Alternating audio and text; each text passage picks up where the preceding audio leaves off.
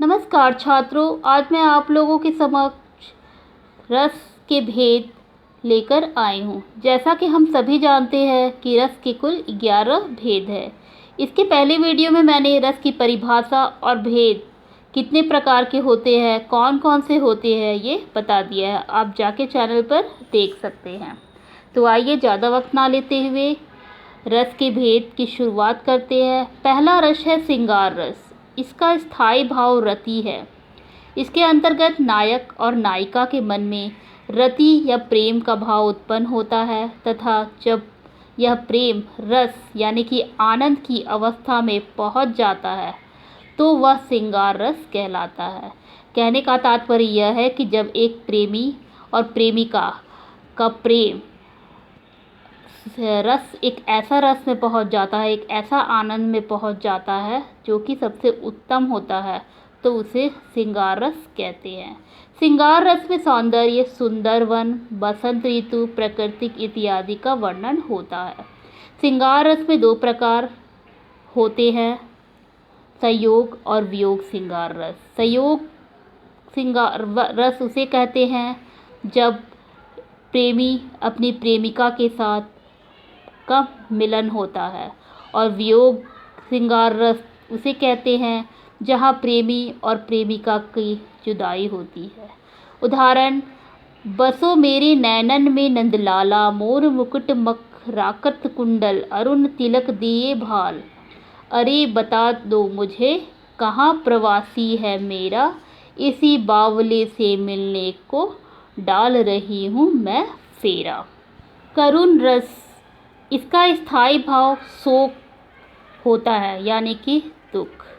इसके अंतर्गत किसी प्रिय वस्तु या का विनाश, किसी अपने से बिछुड़ना इत्यादि के कारण मन में जो दुख का भाव उत्पन्न होता है तथा जब यह रस की अवस्था में पहुंच जाता है तो उसे करुण रस कहते हैं। उदाहरण: सीता गई तुम भी चले, मैं भी ना जीऊँगा यहाँ, सुग्रीव बोले साथ में सब जाएंगे, वानर वहाँ। अब आइए शांत रस देखते हैं। इसका स्थायी भाव निर्वेद अर्थात उदासीनता होता है। इसके अंतर्गत ज्ञान की प्राप्ति या संसार से वैराग्य होने पर या प्रभु परमात्मा का ज्ञान हो जाने पर जो भाव मन को शांति प्रदान करते हैं तथा जब यह रस की अवस्था तक पहुंच जाता है तो उसे शांत रस कहते हैं। उदाहरण के रूप में देखेंगे: जब मैं था तब हरि नाही, अब हरि है मैं नाही। यानी कि जब मैं था तब ईश्वर नहीं थे और जब ईश्वर है तो मैं नहीं हूँ। सब अंधियारा मिट गया जब दीपक देखया माही। सब अंधियारा यानी कि सब अंधेरा मिट गया। आइए अब देखते हैं अद्भुत रस। इसका स्थायी भाव आश्चर्य होता है। इसके अंतर्गत जब किसी भी व्यक्ति या वस्तु इत्यादि को देखकर मन में जो आश्चर्य या विस्मय का जो भाव उत्पन्न होता है तथा जब यह रस की अवस्था में पहुंच जाता है तो उसे अद्भुत रस कहते हैं।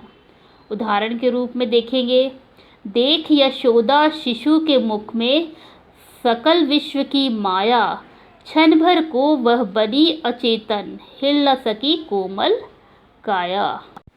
भयानक रस, इसका स्थायी भाव भय होता है। इसके अंतर्गत जब किसी व्यक्ति या वस्तु इत्यादि को देखकर या किसी घटना को वर्णन करते समय मन में भय अर्थात डर का भाव उत्पन्न हो तथा जब यह रस की अवस्था तक पहुंच जाता है तो उसे भयानक रस कहते हैं। उदाहरण के रूप में समझेंगे: एक और अजगर ही लखी, एक और मृगराय, विकल बटोही बीच ही, पर ये मूछे खाए। हास्य रस, इसका स्थायी भाव हास्य होता है। हास्य मतलब हंसना, हंसी के पात्र।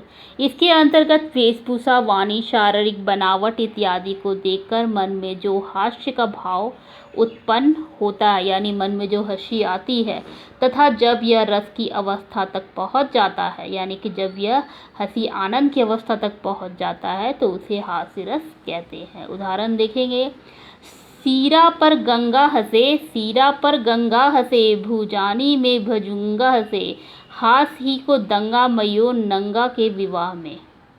वीर रस, इसका स्थायी भाव उत्साह होता है। इसके अंतर्गत जब युद्ध या कभी किसी कठिन काम को करने के लिए मन में जो उत्साह का भाव उत्पन्न होता है तथा जब यह रस की अवस्था तक पहुंच जाता है तो उसे वीर रस कहते हैं।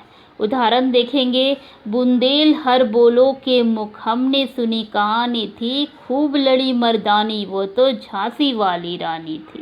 रौद्र रस, इसका स्थायी क्रोध होता है, यानी रौद्र का मतलब ही क्रोध होता है। इसके अंतर्गत किसी व्यक्ति द्वारा स्वयं के या किसी अपने के अपमान की बात सुनकर मन में जो क्रोध अर्थात गुस्सा का भाव उत्पन्न होता है तथा जब यह रस की अवस्था तक पहुंच जाता है तो उसे रौद्र रस कहते हैं। उदाहरण देखेंगे, उस काल मारे क्रोध के तन कांपने, उसका लगा मानो हवा के जोर से सोता हुआ सागर जगा।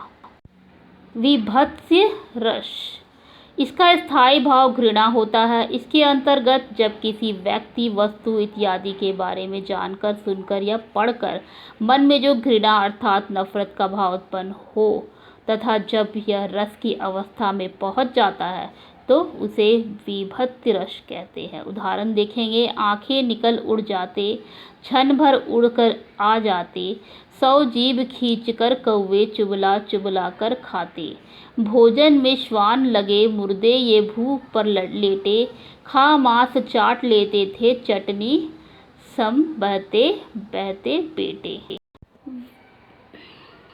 वात्सल्य रस, इसका स्थायी भाव वात्सल्य या अनुराग होता है। इसके अंतर्गत माता का संतान के प्रति प्रेम, बड़ों का बच्चों के प्रति प्रेम, गुरुजन का शिष्य के प्रति प्रेम इत्यादि का भाव जब मन में उत्पन्न होता है तथा जब यह रस की अवस्था तक पहुंच जाता है तो इसे वात्सल्य रस कहते हैं। उदाहरण, बाल दशा सुख निराखी, जशोदा पुनि पुनि नंदन बुलवाती, अचरा तर ले ढाकी सुर प्रभु को दूध पेवाती। भक्ति रस, इसका स्थायी भाव देवरति या अनुराग होता है। इसके अंतर्गत ईश्वर की महिमा का वर्णन सुनकर मन में जो भाव उत्पन्न होता है तथा जब यह रस की अवस्था तक पहुंच जाता है तो उसे भक्ति रस कहते हैं। उदाहरण देखेंगे, उलट नाम जपत जग जाना, वाल्मीकि भय ब्रह्म समाना। अतः अपनी वाणी को विराम देके मैं वीडियो यही समाप्त करती हूँ। धन्यवाद।